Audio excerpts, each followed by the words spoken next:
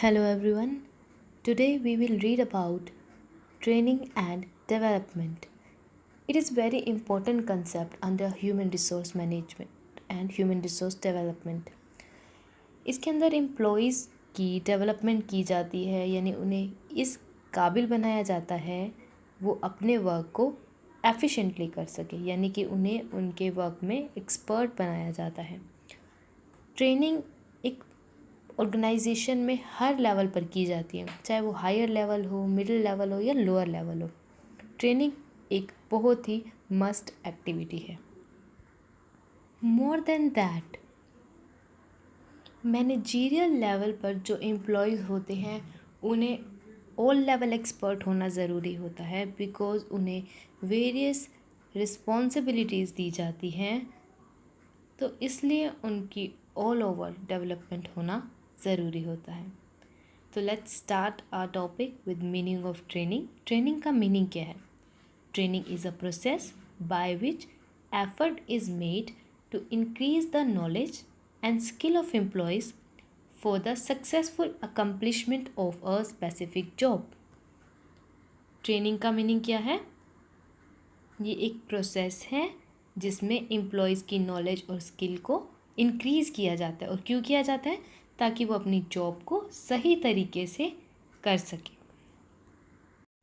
Now the question arises, क्या training देना compulsory है?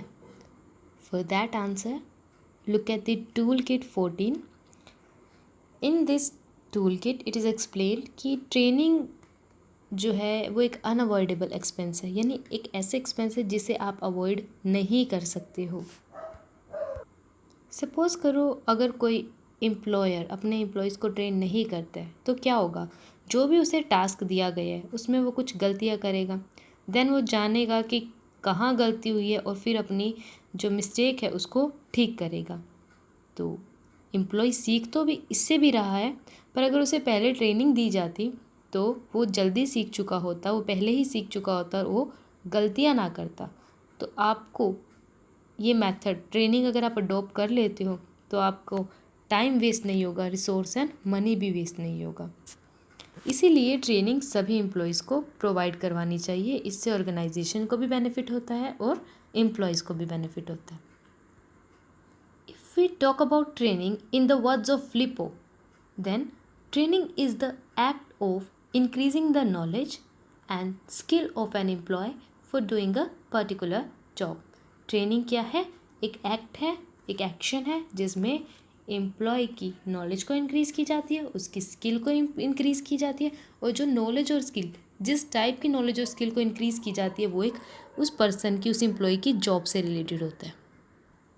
In the word of Jusius, the term training is used to indicate only a process by which the aptitude means उस person के अंदर, उस employ के अंदर जो क्वालिटीज़ है जिसे हम इन्हांस कर सकते हैं, skills and abilities of employ to perform specific jobs are increase. यानी एक पर्सन के अंदर स्किल, एबिलिटी और उसके अंदर जो क्वालिटीज़ अवेलेबल है, एप्टीट्यूड है, उन सब को इंक्रीज़ करने का जो प्रोसेस है वो क्या है? एक ट्रेनिंग कहा जाता है। Now let's read some feature of training. First feature of training is expense on training is investment and not the wastage.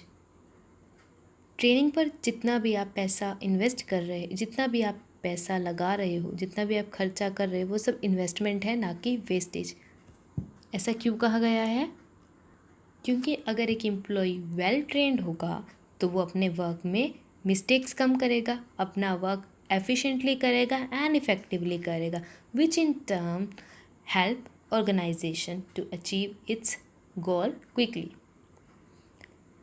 Second feature of training is relates to a special job.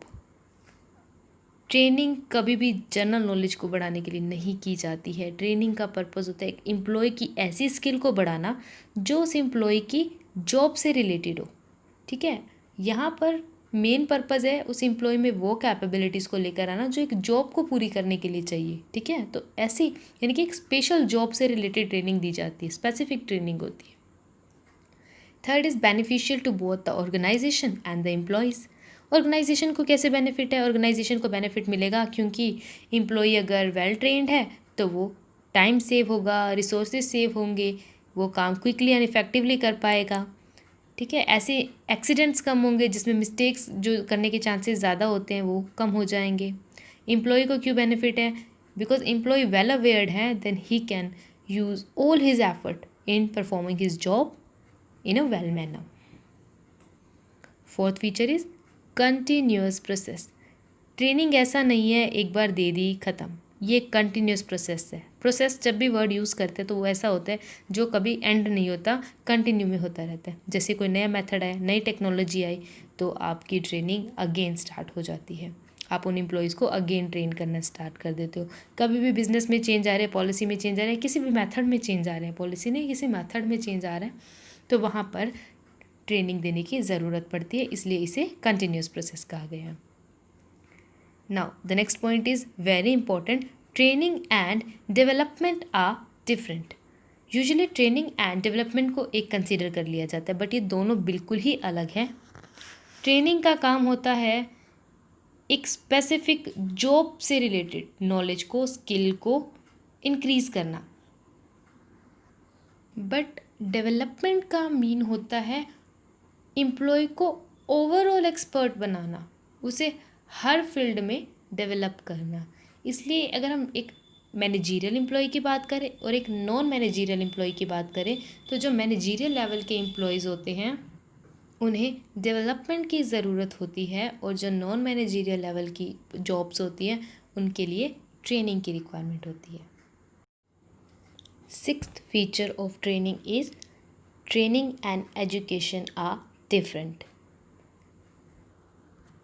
Education का purpose होता है person की general knowledge को increase करना, जबकि training एक specific job, specific skill से related होती है। जैसे कि आपकी बुक में एक एग्जांपल गिवन है, when a worker is taught to make a machine by assembling some parts, it is called training.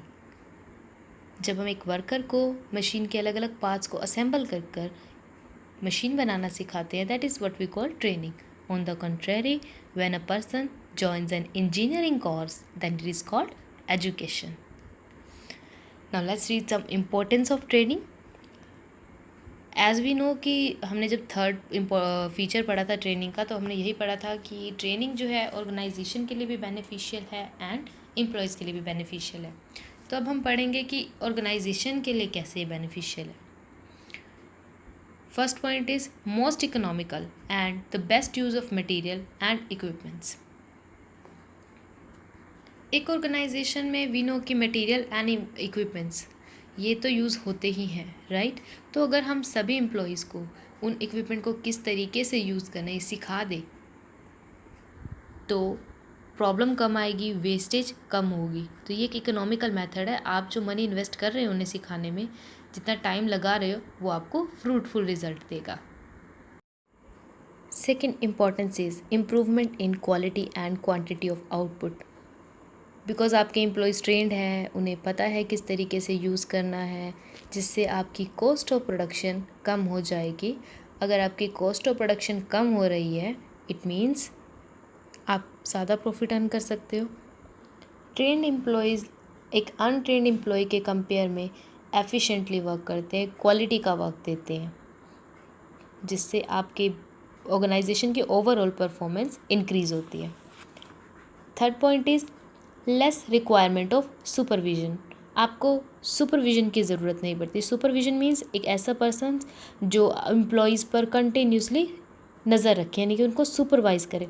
Trend employees are skilled in their jobs, so their work does not require much supervision. आपको बार बार उनके काम पर ध्यान देने की ज़रूरत नहीं है क्योंकि वो ऑलरेडी ट्रेंड है। They have therefore no inclination to leave the enterprise or indulge in absenteeism. तो एम्प्लॉयज़ का भी कोई इरादा नहीं होता कि वो एक आपकी ऑर्गेनाइजेशन को छोड़ के जाए या फिर बार बार एब्सेंट रहे। एब्सेंटिज्म एक बहुत ही बुरी कंडीशन होती है ऑर्गेनाइजेशन के लिए। एब्सेंटिज्म का मतलब है जब कोई एम्प्लॉई ऑर्गेनाइजेशन में आना ही नहीं चाहता, वो बार बार एब्सेंट हो रहा है, यानी कि लीव ले रहा है, बिकॉज उसको वहाँ का एनवायरनमेंट या वर्क पसंद ही नहीं है। So it help to reduce labour turnover and absenteeism, क्योंकि ट्रेंड वर्कर्स जो ट्रेंड एम्प्लॉयज़ है वो सेटिस्फाइड होते हैं अपनी जॉब से, वर्किंग कंडीशन से। Fifth point is improvement in adaptability. Adaptability means अपने एनवायरनमेंट में अडेप्ट होना, क्विकली नई चीज़ों को अडॉप्ट कर लेना। हम अगर उन्हें ट्रेनिंग देंगे तो एम्प्लॉयज़ भी मेंटली डेवलप हो जाएंगे, वो क्विकली न्यू टेक्नोलॉजी को एक्सेप्ट कर लेंगे एंड नई चीज़ों को लर्न करने के लिए भी वो एक्साइटेड रहेंगे। Importance to the employees, employees को क्या बेनिफिट रहेंगे? Increase in capacity and efficiency.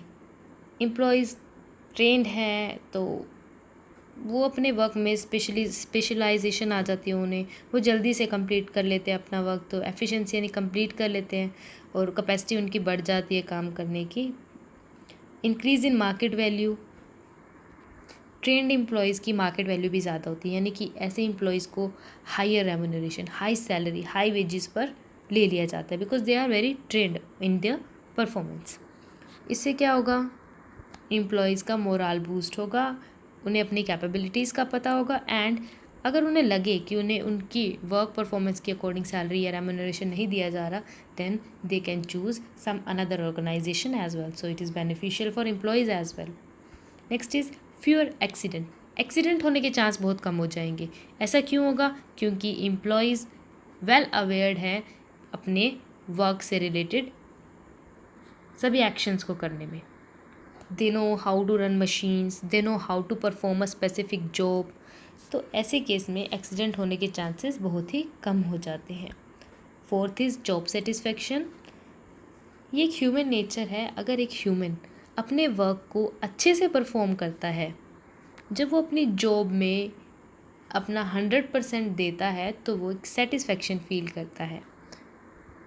सो जब आपकी जॉब में प्रोफिशिएंसी आ जाती है यानी प्रोफेशनलिज्म आ जाता है, तब एक एम्प्लॉय क्या फील करता है? सेटिस्फेक्शन फील करता है एंड कॉन्फिडेंस फील करता है। So that's it for today. As a homework you have to read it again and learn this as well. Hope you understand today's lecture. Thank you.